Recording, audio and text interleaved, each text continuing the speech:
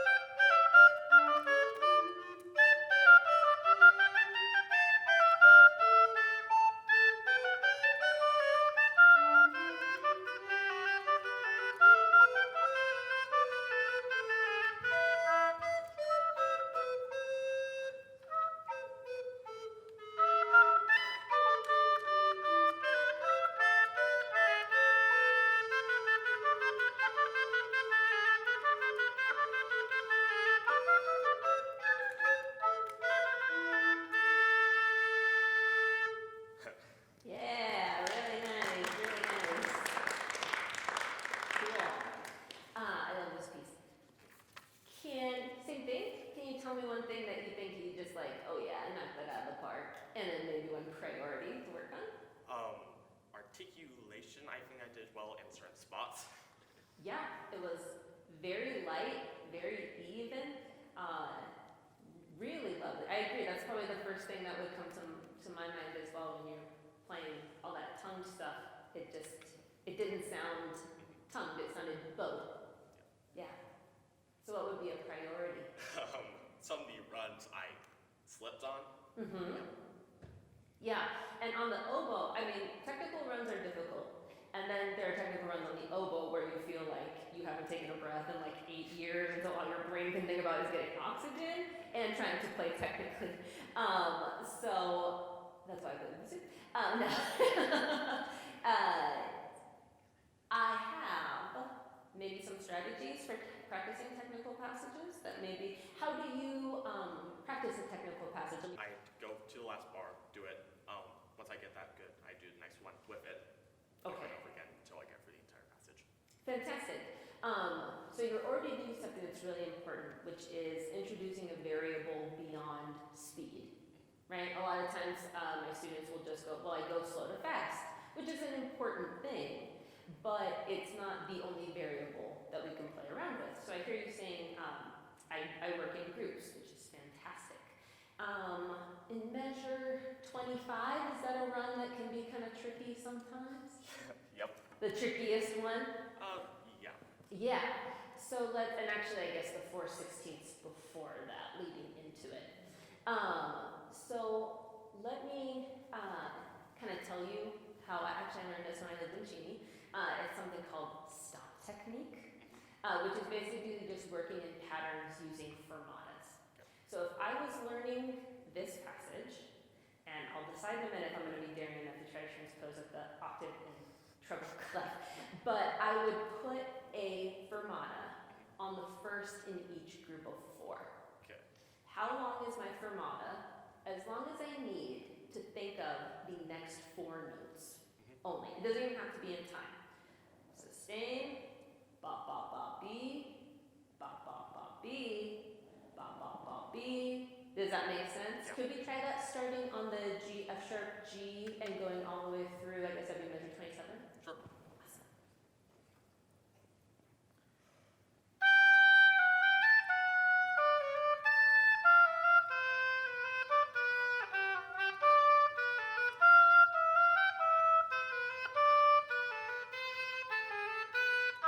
Good. Now before we move on, if I I'm being super picky. And I always tell my students it's a compliment when I get picky with you because it means I have nothing else to fixate on, right? It means you're playing at a level that I can get picky. But if I'm getting super picky, the D to C sharp on beat 1 of measure 25 was maybe not as even as the rest.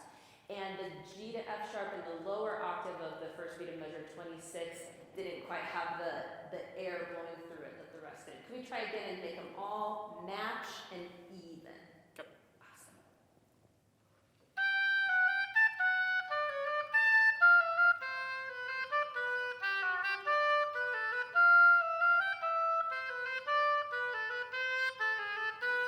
Quite good. Yes, excellent. Okay, so now let's move it to the second fermata. Beep ba, or pardon me, the second 16th to add the fermata to. Beep ba, ba ba beep ba, ba ba beep ba. So the second note in the run of 4s. Yes, the second in each group of 4 is fermata.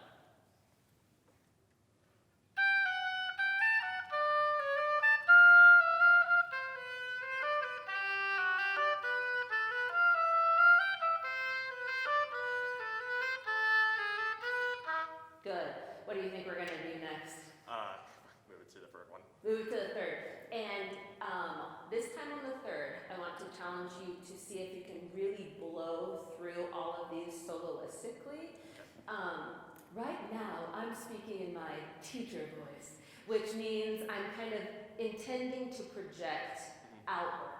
I might, but I would be speaking like this anyway, because I'm in teacher mode, right? When I'm talking to my friend, I'm just kind of like maybe, Yep. Oh my gosh, did you hear what happened? Did you watch that new episode of Housewives of New York? Oh my gosh. And right now, you're maybe playing like you're playing to a friend. Can you play with teacher voice as you do this third note fermata? Okay.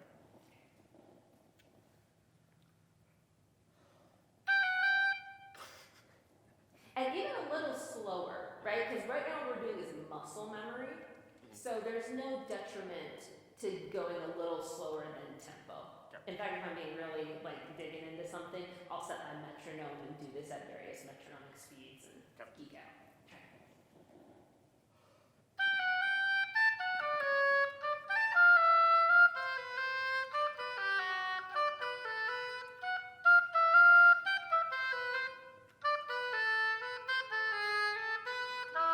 Now, this is a new exercise for you. Yeah. So that being less even could be that it's just like, oh, stopping on the third feels weird. Or it could be so the first objective of this exercise is muscle memory. The second is that usually in any technical passage, the whole thing isn't weak. Yeah. There's one interval or one little fingering passage that's like, and this one really reveals, first, no problem, second, no problem, third, ooh, maybe it's here, right? So let's do this one more time, thinking of like really strong attention toward the fingers so we can determine it, which it is.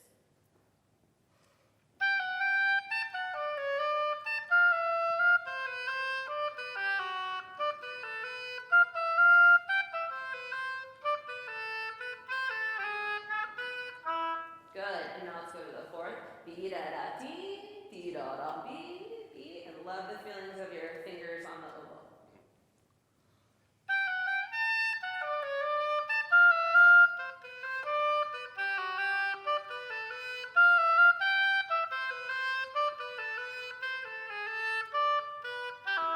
And we're already reaping the benefits of this practice, right? Can you hear how that was like, So if I'm really digging in, I'll do 2 more. I'll do swing. Do you know this thing, swing? Yes, I know swing is. Jazz, this thing we call jazz. So long, short, long, short, long, short, long, short. Can we do this passage? This one?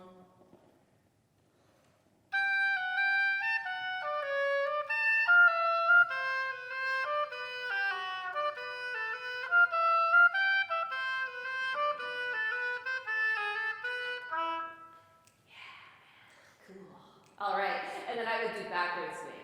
Short, long, short, long, short, long, short, long, short, long, short, long. And you're right about the passage this time you're going, lady, I played this a million times in a million different ways. I know it. Around that time, it's a good feeling. Let's do backwards swing. Yep.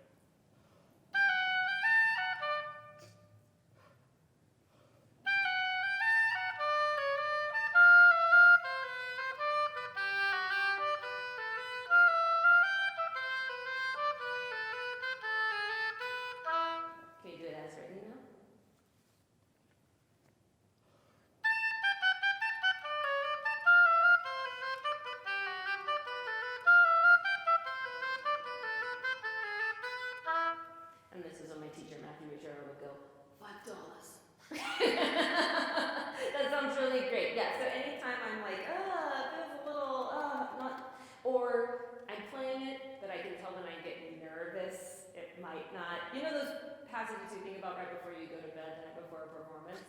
That's where I would like probably really zero in and do that type of work. I'm the type of practitioner, I don't mind that type of, some people are like, oh, it's so tedious. I always liked this kind of pattern work. So that's how I would work a technical passage. That sounded awesome, really, really great. What if we turn our attention toward the first movement a little bit? What are your priorities and things you feel really confident about in the first movement? I think I do well the Shoelace, renegade shoelace. Yep. I think I do well the articulation and the individual evenness. Yes, evenness, good. What's a priority for you in this movement? The couple measures. The couple measures, what do you mean? Adds measure 10. Measure 10. Oh, so like the ornamented kind of rhythmic stuff. Yes, in general, I think your rhythm is great, but there were a couple times when we got a little impatient. That I agree that maybe we could even out. What if we went from the beginning? Sure. Okay.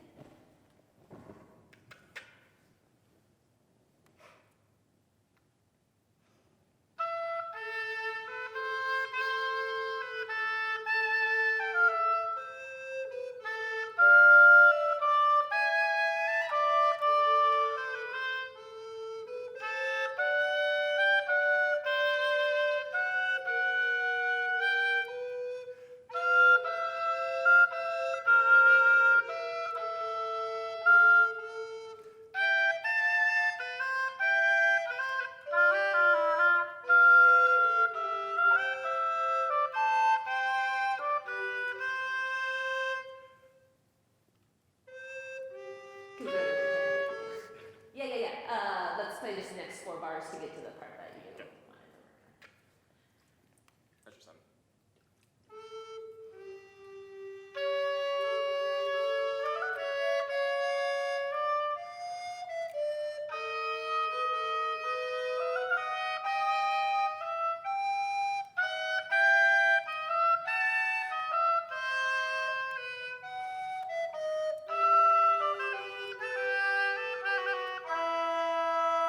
Good. So what I will tell you is you're playing it accurately and beautifully. Does it maybe feel a little weird and unnatural? Yeah. Do you know why? Like what about that measure and a couple of the others make it feel like there's something extra here? I mean, the nature of it. Yes, it's very, there's an O word that's coming to mind. It's very, like I'm thinking Christmas trees. Ornamented. Yeah. So there are things here that are written in that function like ornaments, right? If we think about what an ornament is, you have the Christmas tree, right? And then when you put the ornament on, it's just a little decoration, right? But we don't need the ornaments to have the tree. And it doesn't change anything, it just zhuzhes it up a little bit, right? So if you can embrace this not as a complex rhythm that I have to execute, which you did perfectly, but if you can embrace the ornamental nature and I'm going to go back to jazz, make it sound a little improvised, right? So if I'm also thinking about measure 7, if you're rocking your baby, you might, so happy, rocking my baby, right? It should have kind of that inflection.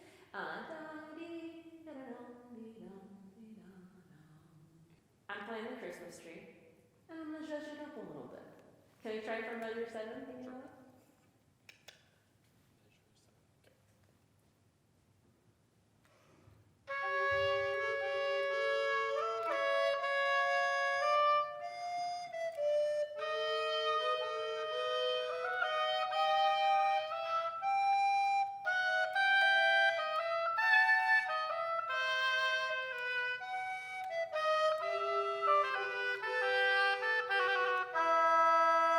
Good, yeah. That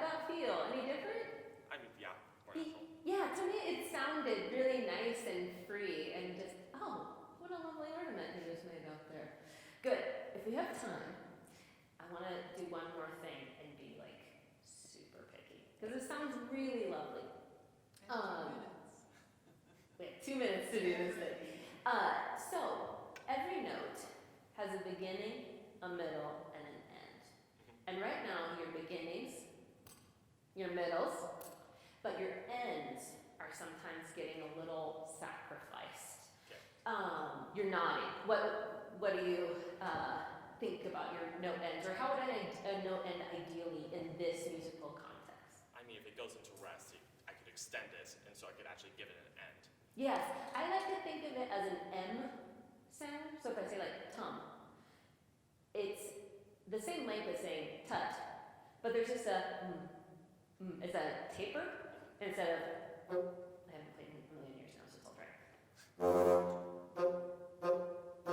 Dry, second, right? M.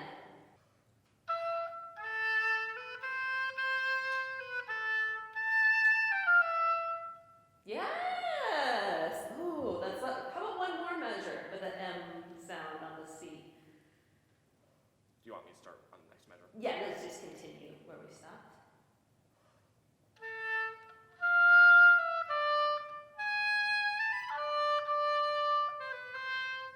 Yeah, to me, a careful note ending is money in the bank. It takes an A and turns it into an A+, and you're playing at an A, so we might as well do an A+, right? So yeah, excellent playing. Thank you for playing for me today. You're awesome.